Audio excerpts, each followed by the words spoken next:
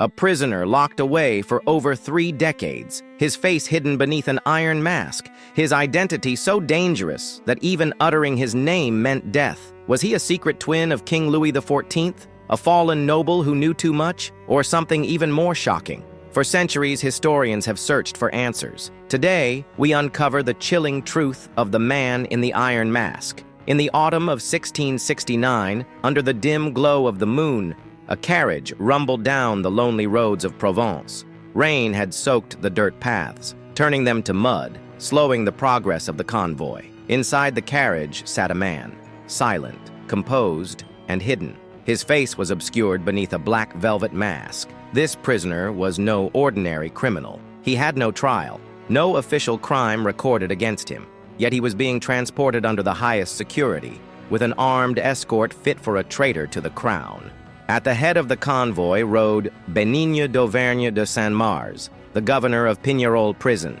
His orders came directly from King Louis XIV and the Minister of War, Marquis de Louvois. The prisoner must remain masked at all times. If anyone sees his face, they are to be executed. But why?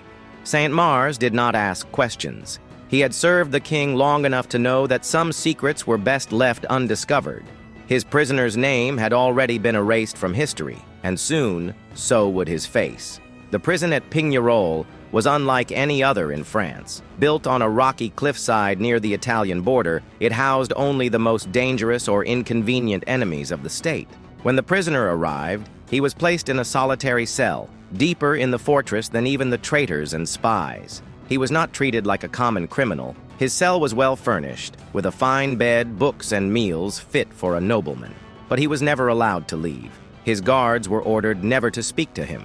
The warden himself oversaw his imprisonment, ensuring he remained completely isolated from the outside world. Yet, despite these luxuries, he was a man buried alive. Who was he? Some whispered he was a disgraced noble. Others said he was a political prisoner who knew too much. But the most dangerous rumor was that he was of royal blood, a secret too dangerous to be revealed. For 34 years, he would remain a ghost, a man without a name, hidden behind iron bars. But there were those who sought to uncover his truth. One of the most persistent theories about the man in the iron mask is that he was the secret twin of King Louis XIV. In 1638, Queen Anne of Austria gave birth to Louis XIV, a child long prayed for, but some claimed that she had not given birth to one son, but 2. A second son posed a serious problem. If France had 2 legitimate heirs, it could lead to civil war, so one of the twins had to disappear. Cardinal Richelieu and the chief minister Mazarin would have arranged for the second child to be hidden, raised in secrecy, possibly in a remote monastery. He would never know his royal heritage. But what if, as he grew older, he learned the truth? What if someone whispered in his ear that he was the rightful king? If the man in the iron mask was indeed Louis XIV's twin, the Sun King would have had only one choice: imprison him forever. For if the people ever learned there was another rightful heir, France itself could crumble. But was this theory true, or was it just legend?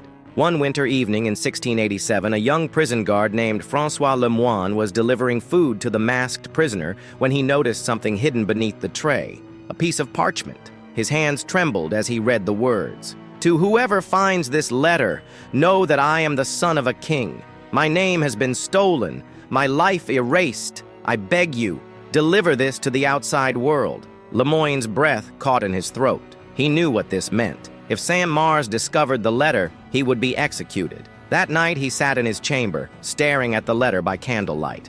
If the prisoner truly was of royal blood, how could he be left to rot in a cell? Yet if Lemoine tried to smuggle the letter out, he would be risking everything. By dawn, he made his choice. He burned the letter, and with it, he burned the last chance of the world ever learning the prisoner's identity. Not all historians believe the man in the iron mask was of royal blood. Some suspect he was a fallen noble, someone who had learned a dangerous state secret. One candidate is Eustache Dauger, a former valet to high-ranking ministers. If Dauger overheard something too dangerous to be known, perhaps about royal corruption or espionage, he might have been imprisoned for life. Another possibility is Count Ercole Antonio Mattioli, an Italian diplomat who betrayed King Louis XIV during secret treaty negotiations. Could the king have locked him away to keep his treachery hidden? Or was he François de Vendôme, the Duke of Beaufort, a rebellious noble who once led revolts against the crown? Each of these men had the motive to be silenced, but did any of them deserve an iron mask for 34 years? The mystery deepened. In 1698, after nearly 3 decades in prison, the masked prisoner was transferred to the Bastille in Paris. The fortress was a labyrinth of stone and iron, built to house those the king wished forgotten. Here, a doctor was summoned to check on the prisoner's health. The doctor later claimed to have seen a glimpse of the man's face beneath the mask. He described pale skin, a noble jawline, and piercing eyes filled with sorrow and wisdom. Terrified, the doctor fled the Bastille. He was never heard from again.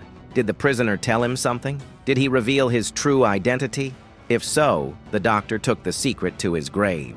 On November 19, 1703, after 34 years of imprisonment, the man in the iron mask died. His burial was swift. His grave marker bore the name Marchioli, a false identity. All of his possessions were burned. His cell was scrubbed clean. It was as if he had never existed. Louis XIV never spoke of him.